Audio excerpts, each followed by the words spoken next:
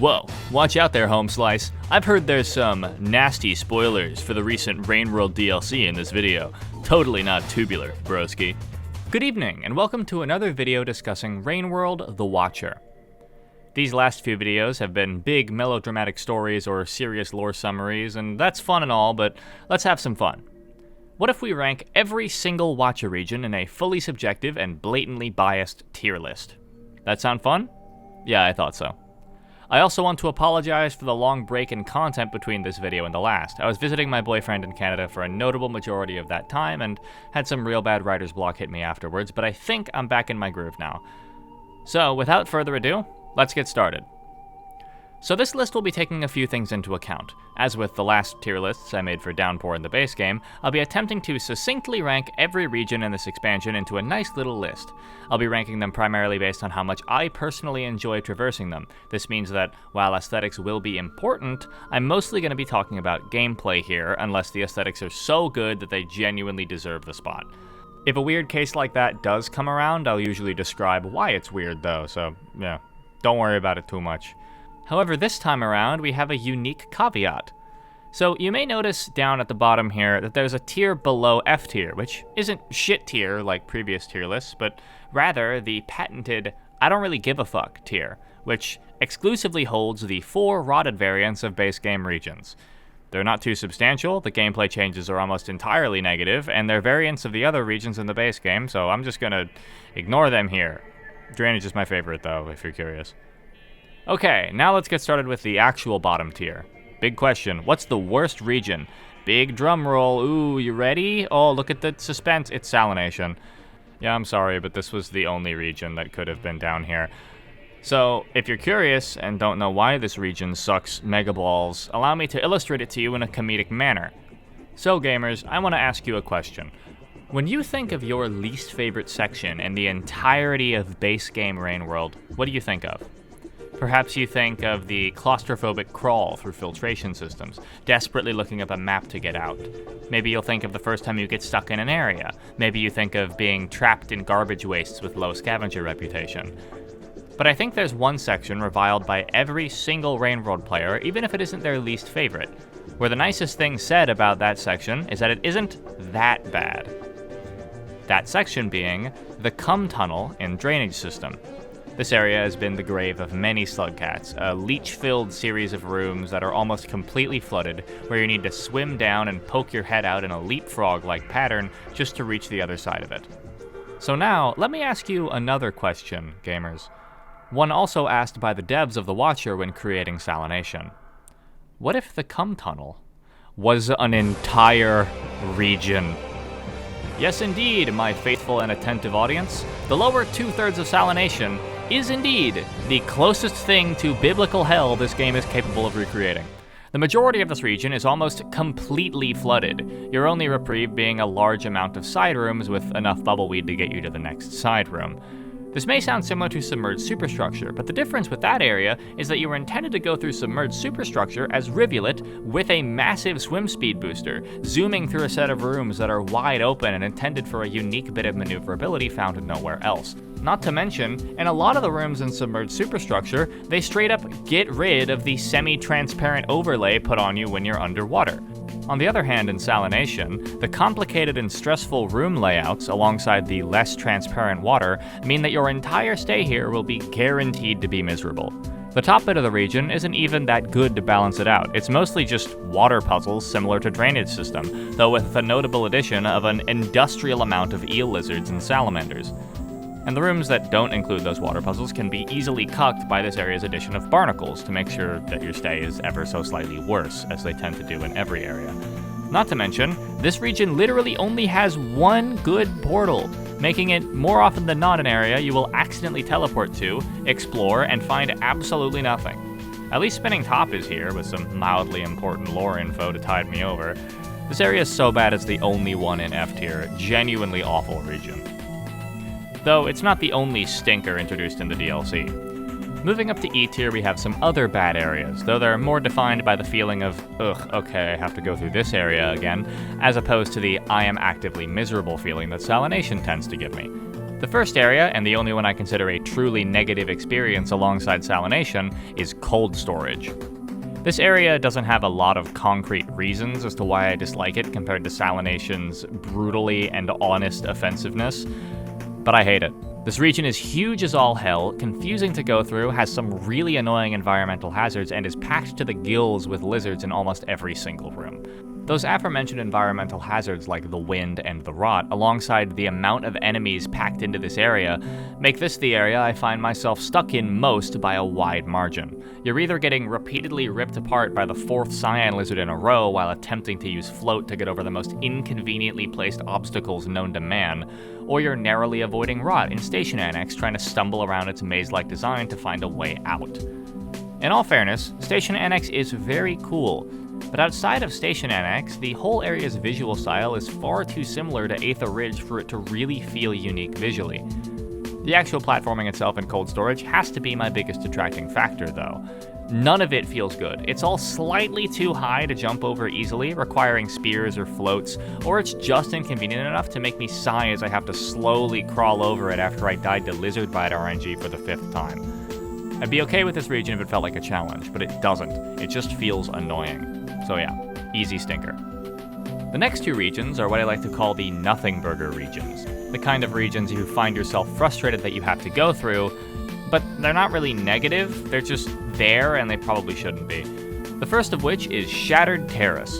Shattered Terrace is another case aesthetically similar to cold storage. It looks like Aether Ridge again. The only real difference in its visual identity coming from the tears in reality, which don't really look good per se, they more accurately just make the region look weird. The whole region gives me the aesthetics of an afterthought, like they didn't know how else to lead up into Ancient Urban, so they just took a subsection of Aether Ridge and made it funky. That also leads into the map itself. It's far too complicated for what should be a fairly simple lead-up, requiring you to hop around some similarly annoying, tedious platforming just to reach the spinning top bit. It genuinely just feels like an asset they copied and pasted into this area because they didn't want to take you straight to Ancient Urban. Like, I would have rather it was just a Kiln of the First Flame type situation, where it's just a straight hallway that leads to a portal as opposed to this weird little half region that they got going on. On the other hand, Damon feels a little weird to put down this low because it's incredibly visually striking, to the extent that it inspired an entire character of mine in the form of the Envoy. However, if you really think about it, Damon isn't really anything. There's no substance here outside of vibes. The 5th time you're going through it, you just know you're going to end up back in Outer Rim or in Shattered Terrace. There's no reason to go here outside of the situational fast travel. Going through this area is boring more often than not, and despite the really cool vibes, it's mostly just a weird, unfinished feeling area that's hard carried by how uniquely weird it is compared to the other regions in the game. I love Damon's vibes, but I almost never find myself going here on purpose. And when I do, I would have rather it been a straight hallway, similar to how I feel about Shattered Terrace. I know this is probably a bit of a controversial opinion, but unfortunately Damon just kinda has nothing in it. No big lore reveals or super cool moments or characters. You're just kinda there and then you leave. The most notable feeling is the what the fuck when you first enter, and compared to another region that's in a similar spot of having nothing in it but lore, Damon just does it worse. I'll explain more whenever I get to that region though. Alright, now we're done with the E-tier regions. Moving on from the notably stinky regions to the somewhat stinky regions that make up D-tier.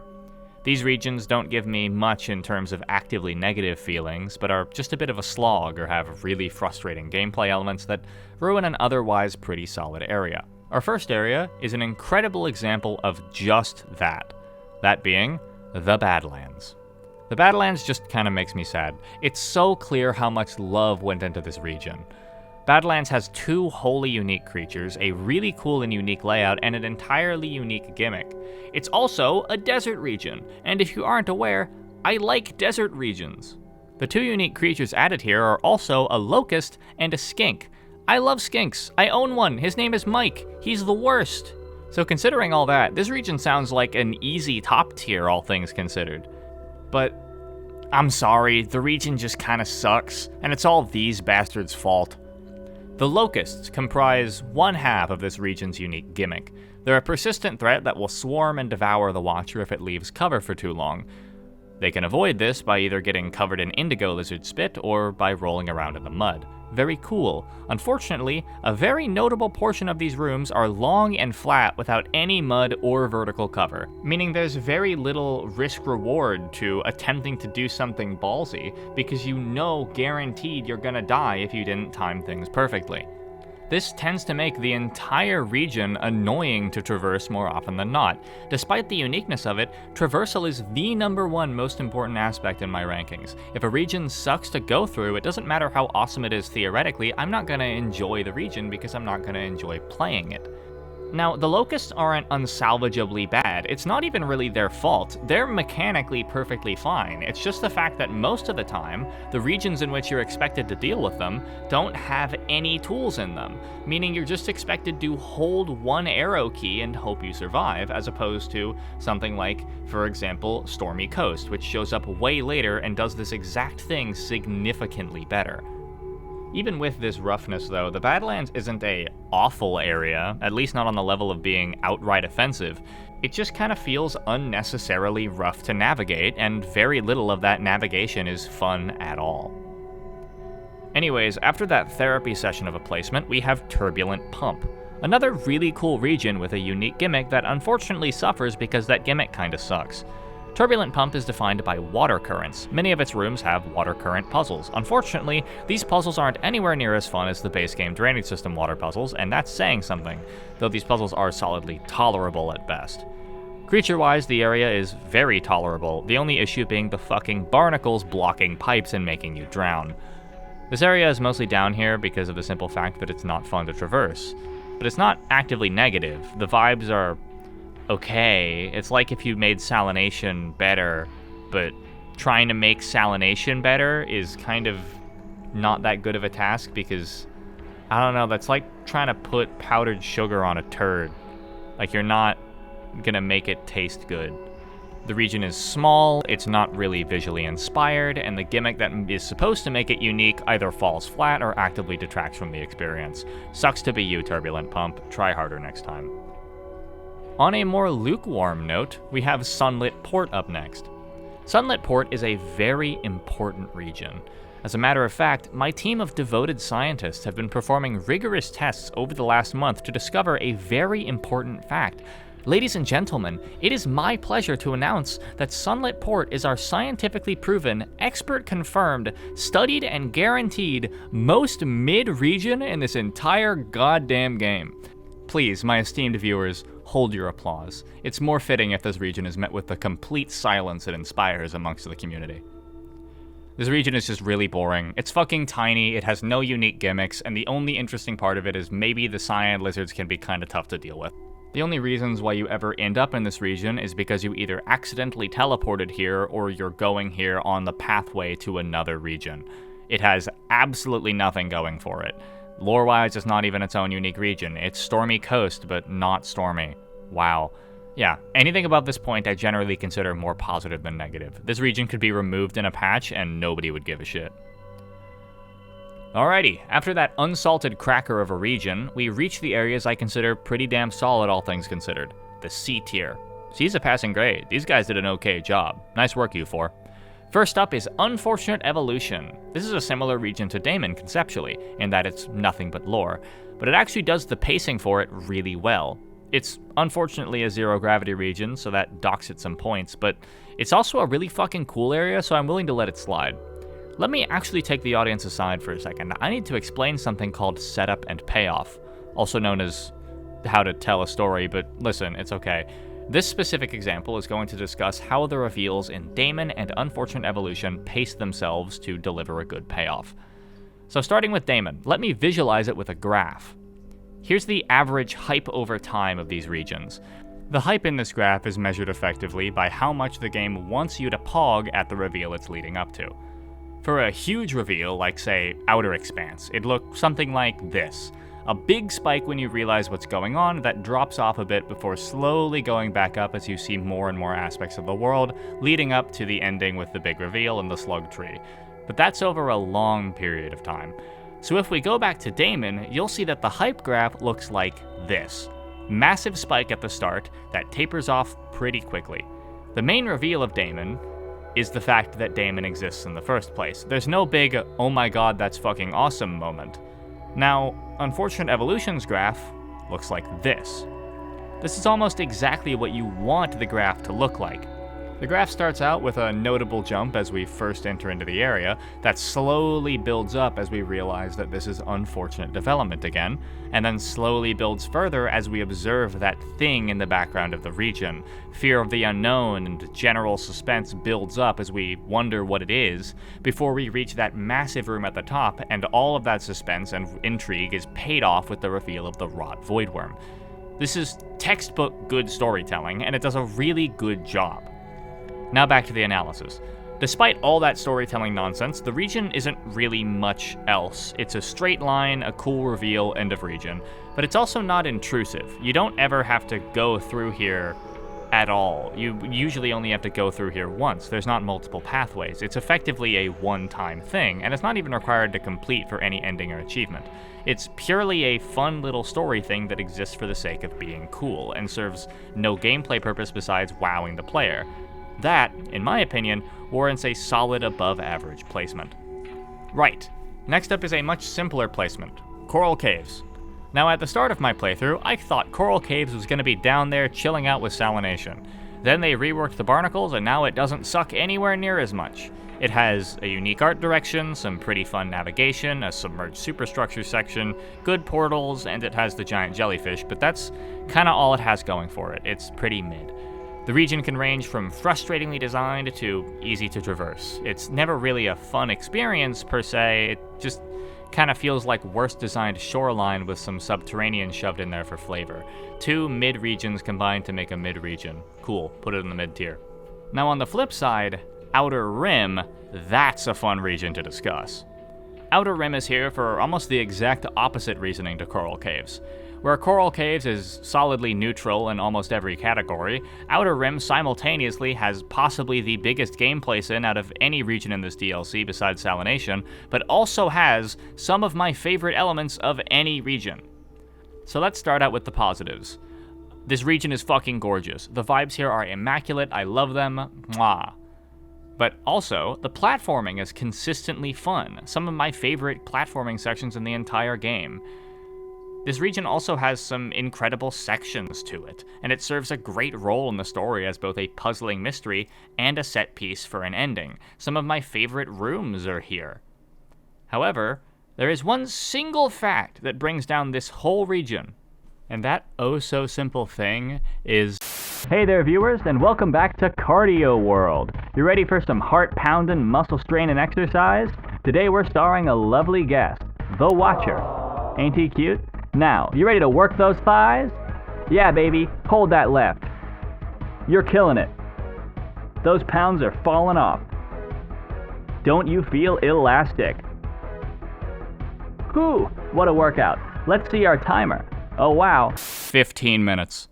Traveling from one side of this region to another takes 15 minutes. Straight. Most of which consists of 6 straight minutes of holding down the left arrow key in a flat desert with no platforming. The parkour to get there is decently fun, but there's another factor holding this area back. Every single time you spawn here, including when you come here from Damon, you never spawn near the part of it that you want to be. All the potential spawn points are over here.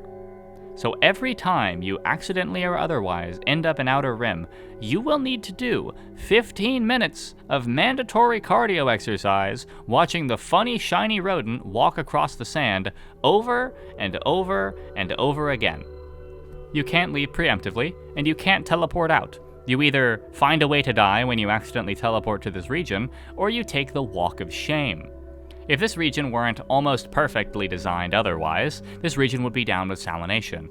But, strangely, it is an absolutely fantastic region outside of that single issue, which is, in all fairness, a very pretty fucking major issue. Considering the devs make you play Desert Bus in Rain World every time you teleport without a Karma Flower, I think this placement is pretty charitable. Alright, moving on. Aether Ridge. This region is relatively unique amongst the regions found in the Watcher, as it is absolutely fucking huge. Most Watcher regions are about the size as your average sub-region, but this bad boy is a full-size region consisting of 3 sub-regions, which is, for the most part, a good thing, but the issue comes in the comparison to the other regions. The main thing I hear about Aether Ridge in discussions on the Watcher is the complaint about how disproportionately large and comparably maze-like this region is, which I can agree with. I do think that this region could have maybe been split into 2, or at least had the aerial tramway lopped off and slapped onto Shattered Terrace or cold storage or something.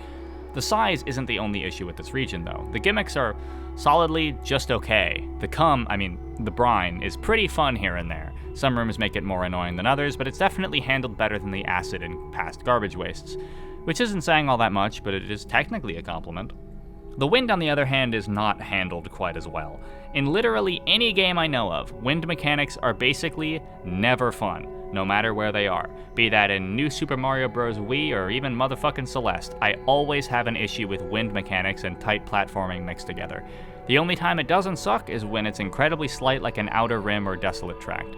Now luckily, the super strong winds here don't serve as massive a role as, for example, the water pumps in Turbulent Pump or the locusts in Badlands, so I'm comfortable just kind of shoving it into the bin of general annoyances as opposed to making a whole point about it.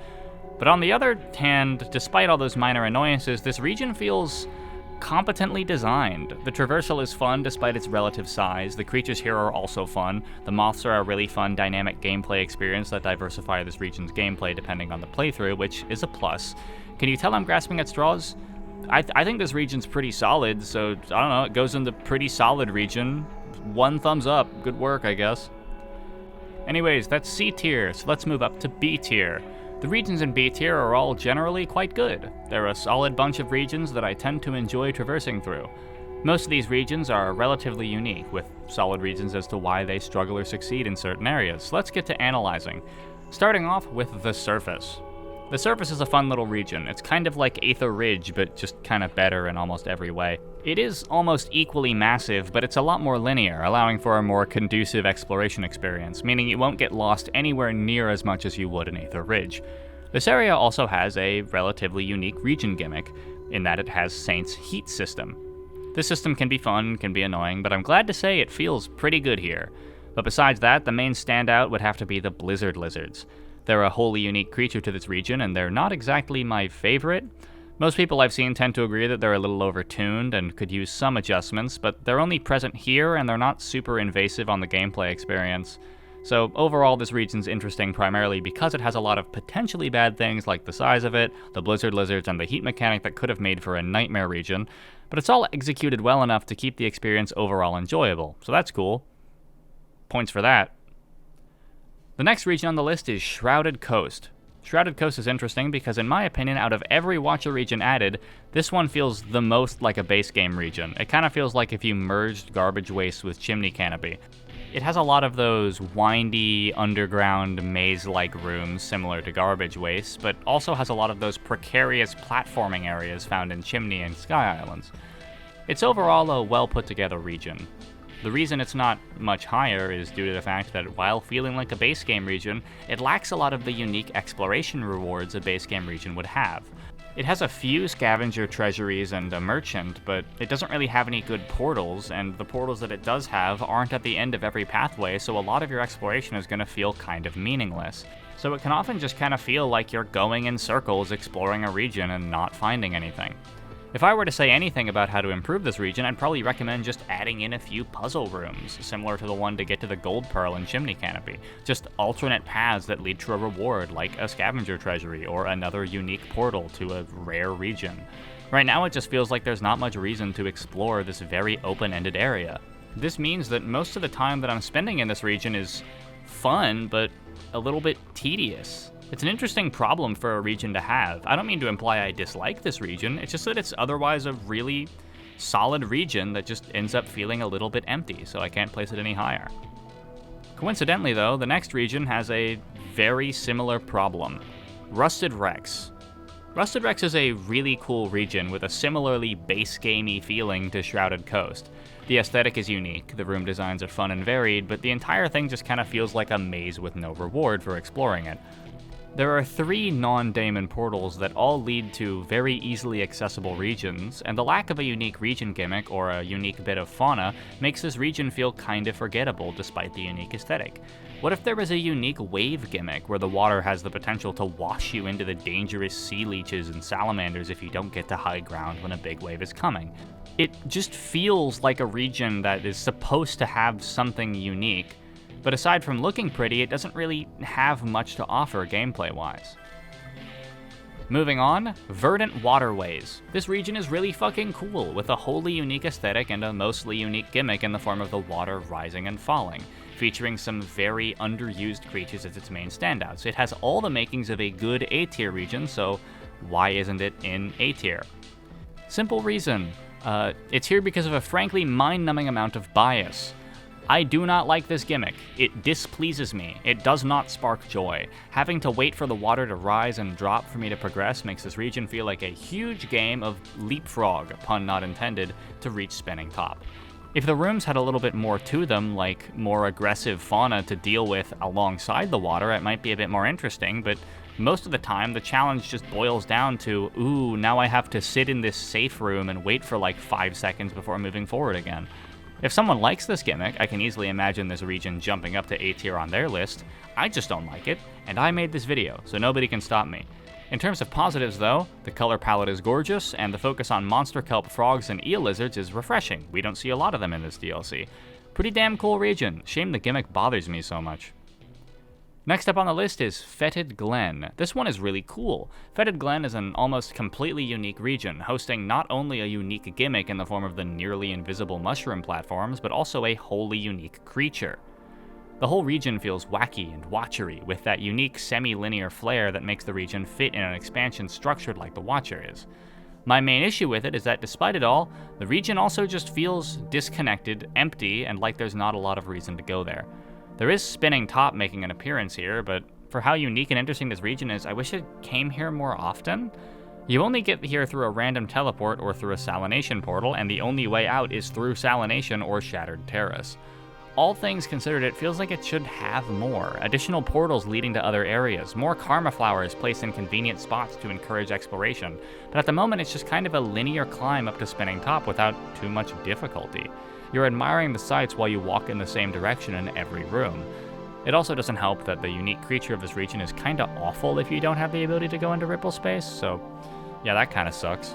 Alright, as we move up to A tier, we reach the regions I properly start loving.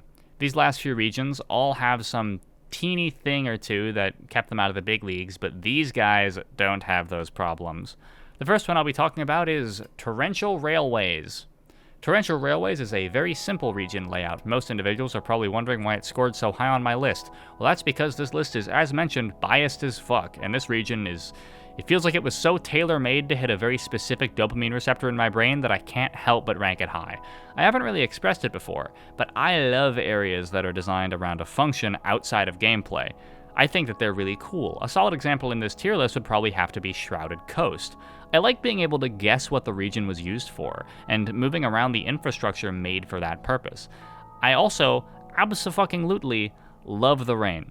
Heavy rainstorms, even ones with thunder, are my shit and I love them. So you take those two factors and you put them into one area, and you get a region that I specifically love. It's an old set of suspended train tracks in a constant rainstorm. You can see the trains down below, you can move through the train itself, it's so cool! The actual gameplay of the region outside of my incredibly blatant bias is admittedly incredibly simple. It's a pathway between two regions that already have a pathway between them in the form of Aether Ridge and Coral Caves. The actual parkour is fun. I'm sorry, this region is so fucking cool. I know it probably should have scored lower, but it's so cool. It's probably one of my favorites in terms of aesthetic in the entire game, and it's so inoffensive on top of it. God, I love being subjective and blatantly hypocritical. Anyways, moving on, we get to Torid Desert. Torid Desert is another fantastic region, primarily due to factors that most won't notice at first. It doesn't have a unique region gimmick, it doesn't really have a lot of incredible movement or platforming sections to really wow you. The entire area is just really tightly designed, with a lot of rooms that just feel really good to traverse, putting a focus on the fauna as you deal with boxworms, drill crabs, sandworms, and the new scavenger variants. Not many regions in this DLC manage to show off the new creatures as well as Torid Desert does.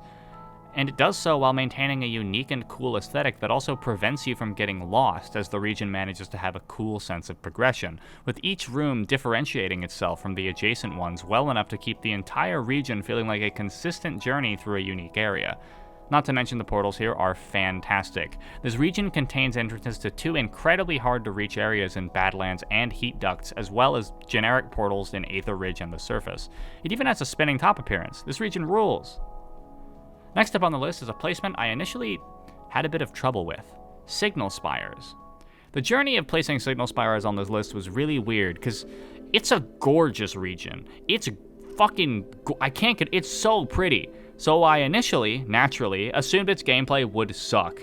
It'd be mid, if even horrible. Most gorgeous regions accidentally manage to suck complete ass gameplay-wise. Think Rubicon and 5 Pebbles, but no.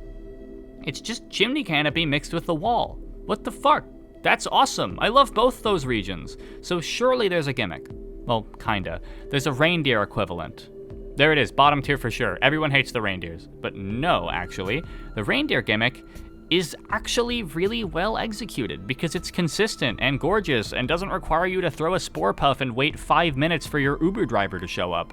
So against all odds, this region manages to be a banger.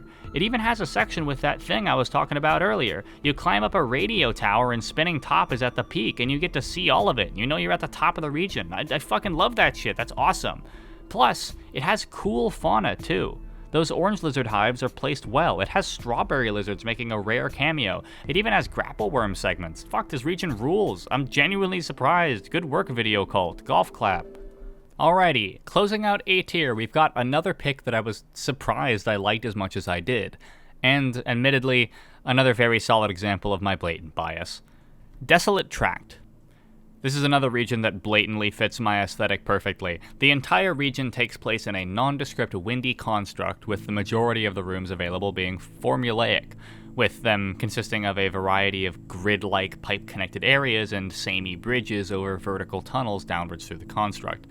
Populating this region is an alarmingly restrained population of only green, blue, and white lizards, as well as the very cool, unique creature known as the Loach. Obviously, I'm in love with this region's aesthetics. I love desolate machinery, but it's also just really good normally. Its very purpose-looking room layouts make the entire thing feel like one giant machine that you're just wandering through.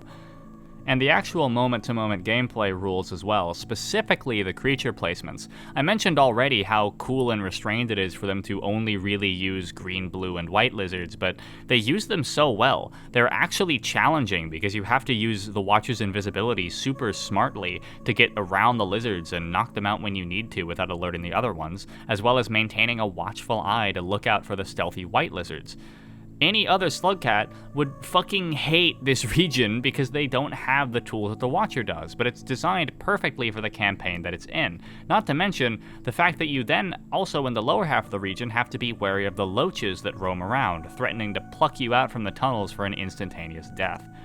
It's a really fun and refreshing challenge, and it uses some relatively basic building blocks to do it. It feels like all the fun parts of Rain World crushed and distilled down into a perfect little mix.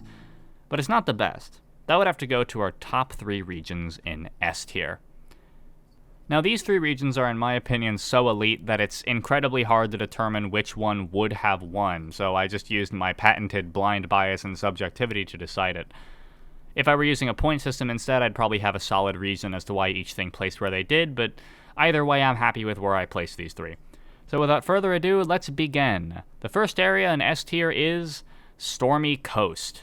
I honestly didn't expect Stormy Coast to score as high as it did when I first entered it, but after some time to think on it, yeah, this region fucking rules. Stormy Coast itself is a decently sized area, primarily made up of a series of rooms bombarded by a constant thunderstorm.